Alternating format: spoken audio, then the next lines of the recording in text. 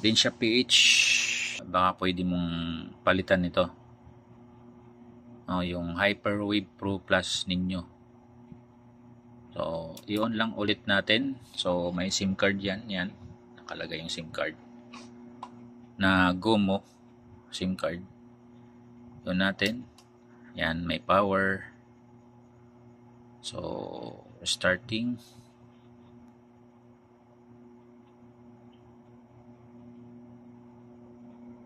And alagay yung antenna.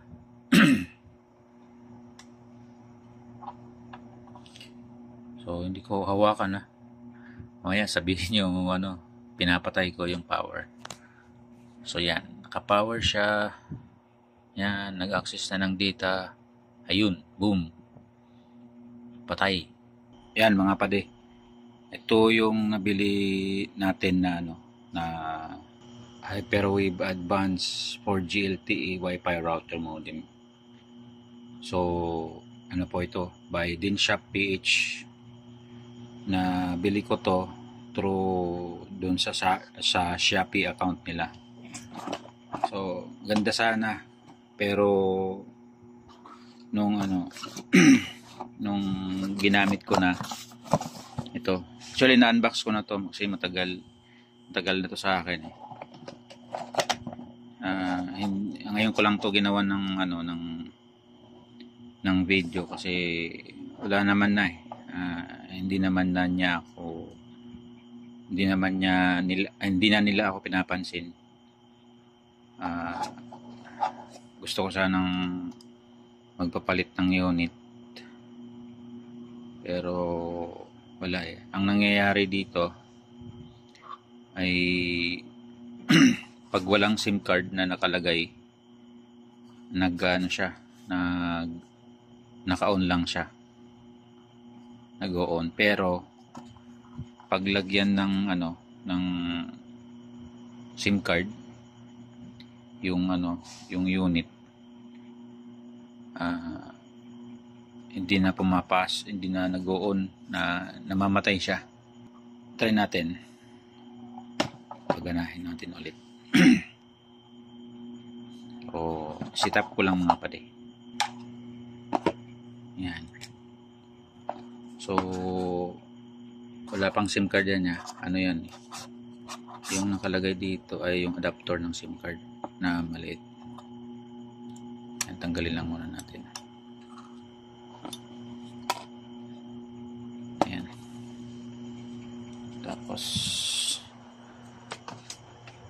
saksak natin dito.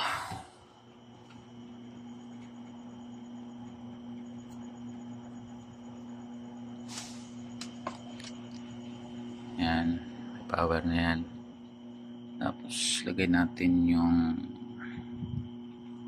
antenna nya.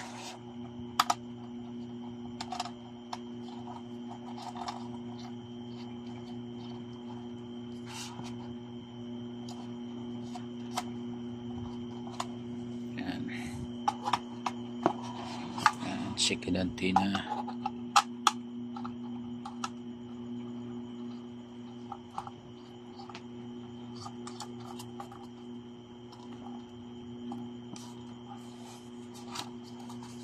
And by the way, mga pade, mamaya magano kayo. Ano pa yan? Hindi pa na-open yan, Yan yung seal niya. Mamaya magsabi kayong pinakialaman ko. Yan yung seal yun ng niya. Kung nakikita natin. Yan, intact pa yung seal yun yan. Yan. Hindi nagpo-focus yung ko eh. Yan. Kita nyo.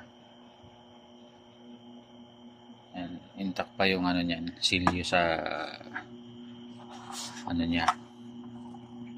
Screw niya. Sa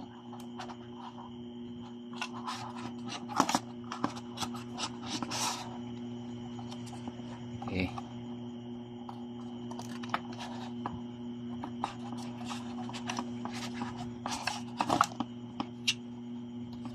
Ipitan lang natin. Yan. Hindi ko na ilalagay yung ano, yung takip dito para magkaroon tayo ng easy access lang yung ano. Okay. So, nakasaksak na yan, may power. Yan. Saksak natin dito sa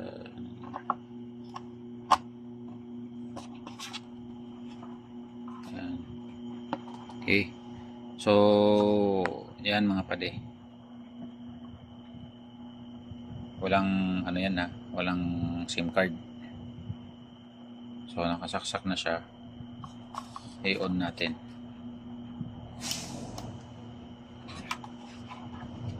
Ayan, may power.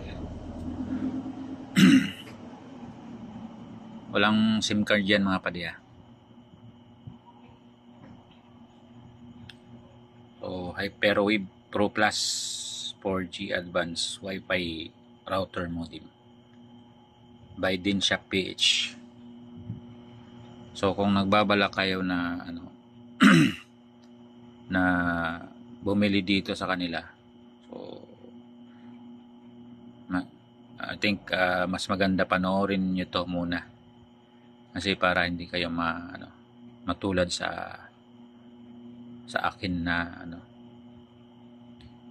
na hindi na binalikan ni Dinshop PH. Ayan mga padiyo, nag-on yung wifi niya, tapos yung data niya yung kulay red kasi nga walang SIM card. Okay, lagyan naman natin ngayon ng SIM card. Okay mga pade, yun, nalagyan na natin ng SIM card. Ayan, SIM card, wala pang power. Tapos yung adapter nakasaksak. Yung ano niya, yung kasamang adapter ng ng modem ni Dinshop PH, yung Hyperwave, no? So yan, isaksak na natin. Modem, may ano na yan, may SIM card. So power on, power natin. Yan, may power. So lagay natin dyan, antayin natin.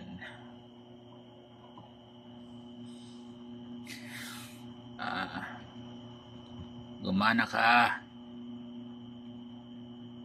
pero minsan tumutuloy siya, pero after ilang seconds din namamatay siya. So yan, parang ayun, yun po yung nangyayari, no? Pag on na yung data, parang tinatry na niya mag-access sa data, namamatay na siya. Yan mga padiyo, wala na, sayang talaga. Dinshop PH,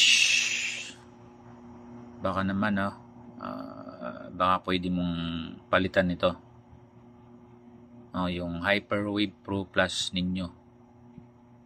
So i-on lang ulit natin. So may SIM card yan, nakalagay yung SIM card na GOMO SIM card. Yun natin, yan, may power. So restarting.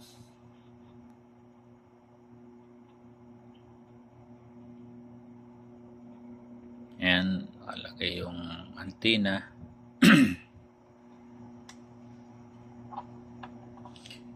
So hindi ko hawakan, mamaya sabihin nyo pinapatay ko yung power. So yan, naka-power siya. Yan, nag-access na ng data.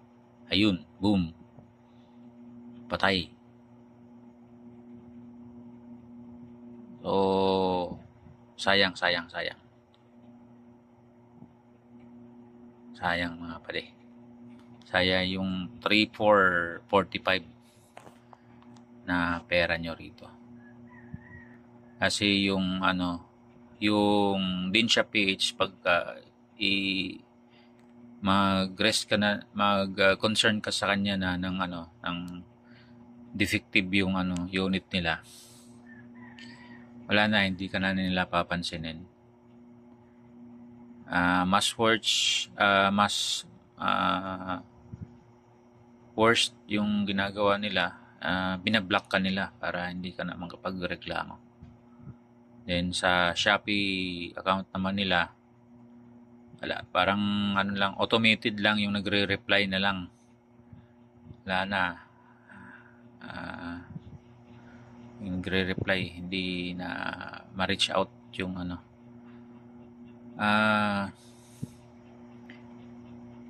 Gusto ko sana ayaw ko sanang i-gawang mga video to, kaso sayang kasi yung pera ko eh. Hindi na naman nila ako pinapansin, matagal na. So siguro it's about time na sa part naman na ma-inform natin yung yung ibang gustong bumili dito sa modem na to. Kasi para hindi rin yung sayang din yung yung pera nila.